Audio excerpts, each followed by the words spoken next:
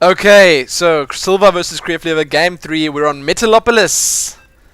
Good stuff. Okay, so Metalopolis, this is the third map. These maps have been chosen by myself. The players don't get a choice here. Sorry about that.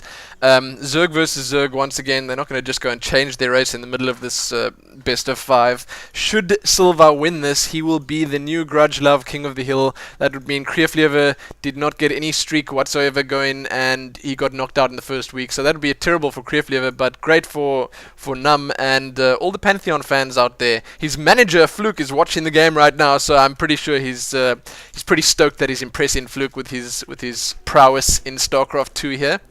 Really good stuff. Really, really good. Okay, so Kreeflewer spawning at the 12 o'clock position on Metalopolis, and Silva spawning 8:45, 9ish, yeah, around there on the left-hand side. So, yeah, this is a pretty close spawn by ground, but it also means that if either of them expands right now, then their expansion is going to be pretty much as exposed as it can be to their opponent. And let's just see if they decide to do that. So if they scout early enough, if they see what's going to happen, if what their opponent's going to do, then they might sort of decide from there what to do. Let's just see if Kreef can hold on to this title for just a bit longer. So, no, once again, no 6 pool. I gotta say, disappointing. Those are always the best games, you know. Go out in style or just crash and burn. I mean, seriously, 6 pools are so much fun. Or even like a 7 or 8 pool, whatever, you know, something more interesting for us. So, Kreeflewer sent his little overlord across this chasm here. He didn't find his opponent's base there. It's so easy spotting a Zerg. Once you see that ugly creep on the map, you know exactly where they are. I don't know about you guys, but I really don't like how the creep looks. I think it's terrible, and I think you get some FPS loss if the whole map gets covered in creep as well, so that's not great either.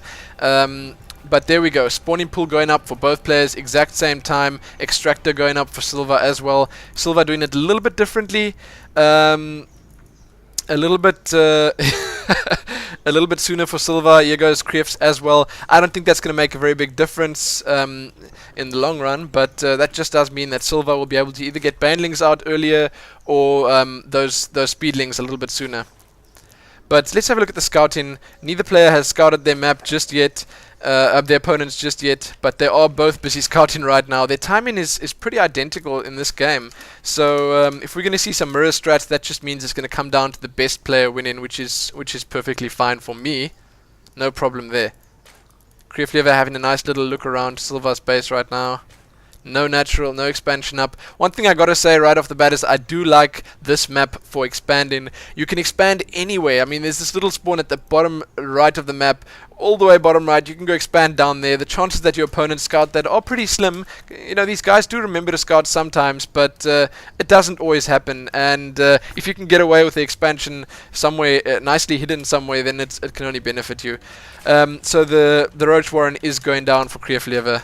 Nothing just yet for Silva. He's going for those speedlings right now, but that just could mean he's going for his sort of standard Mutaling combo of one base, which is pretty good. It's very effective, and against mass roach, it's obviously going to be really, really good. Unless Kreef can put that pressure on really, really early with those roaches and try to take the game in the first maybe 7-8 minutes, 10 minutes maybe, then he's got a good chance. But should it carry on longer than that, and should a couple of Mutalisks come out, he's going to be in trouble. So here we go, Silva throwing down his natural. He's not going to be doing it off one base after all. There comes the base, so Kreeflewer not doing that yet. It looks like he's going for his one base roach. I gotta say, as Zerg, a newly Zerg player, I'm really bad at Zerg. I gotta say, I am really bad at playing off one base. I either have, you know, I'll just give the mention. Hold on, before I carry on right now, the Polar Fluke groups are up. You guys can not alt-tab right now. If you alt-tab right now, I'm going to be very disappointed in you guys. Sad face all the way. You can check after this game, look who's in your group, look who you're going to be playing against. But anyway, back to this game right at hand here. The first few roaches are out, and I gotta say, Kreef needs to push right now. Like, right now. He's got a, let's just say, a gap of about 3-4 minutes, and if he doesn't abuse that and get those roaches, which are obviously vastly superior to zerglings, in his opponent's base, he's going to be losing this game in no time at all.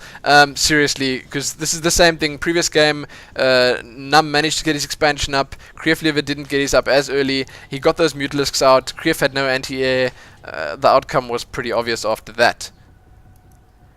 Another thing that I noticed is Silva didn't get his queen out earlier. As I said, players sometimes do, because you want to spread that creep, but I suppose in a Zerg versus Zerg, spreading the creep is not always the most beneficial thing, because your opponent is going to be benefiting from it just as much as you. Kreeflewer is moving out. That's a lot of roaches. I think he's going to be able to do some decent damage this. Kreeflewer might be able to take this game right now if he can put on enough pressure, and let's just say if Silva can't defend as well. Silva moving his queen out to defend right now. I wonder if it's going to be enough. That is a lot of roaches, yeah. Here we go. Roaches are about to engage. He doesn't have that roach speed upgrade, so they're pretty slow. The speedlings will be able to dance around them, but those spine crawlers should be able to do a bit of damage to them at least. Here we go, Kreef moving in. Oh, what a nice surround by Silva. This is not looking good for Kreef, actually. These roaches taking so much damage. The Zerglings doing an incredibly good job. 2 queens out. Spine crawler not going down. Oh, Kreeflewer. George, seriously. He threw himself at that expansion right now. It was not the best idea at the time. He should have kept his distance, seen that those are ranged units. You know, you want to abuse that range. That was not what I wanted to see from Kreeflewer. Those roaches going down so quickly, and that was a lot of roaches. So Kreef needs to block this ramp nicely now, hold position with those roaches. He needs to keep those Zerglings out of his base.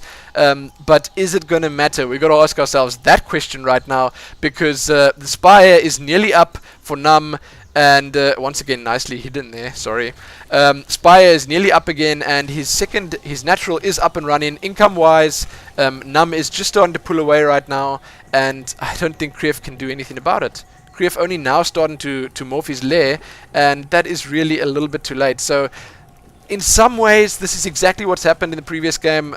Sort of the same thing, just played out a little bit differently, but it's going to have the same result. Those Mutalisks are going to end the game for Kreeflewer. So incredibly well played by Numb. Like I said before, technical player. He's gauging what his opponent's doing, and he's sort of adjusting his strat pretty much perfectly according to that. And some very nice defense. Once again, I got to mention that he did incredibly well at surrounding those roaches, keeping them there, and you know, just burying them in no time at all. He's got those two queens up and running at his main and natural now, so that's a ton of larva. That's a ton of Zerglings he can get out right now, and the first couple of Mutalisks are on their way. Gridlock just saying something interesting there. Husky says you must scout again at 8 or 9 minutes, and that is true, but you got to scout all the time, okay? Let's just say that. Even if you have to sacrifice an overlord to just have a look at your opponent's base, it really does help. I mean, if you have a look at Silva now, okay, he has got this overlord hanging over Kreeflewer's choke. He's having a look at those roaches just idling there, and he knows that there's no anti-air coming up for his opponent. So Kreeflewer's Spire trying to go up right now, but it is too late. Here come the Mutalisks. Good game, well played. Kreef not even going to waste any time here. That was quick. That was well played by Numb, and Numb is the new king of the hill.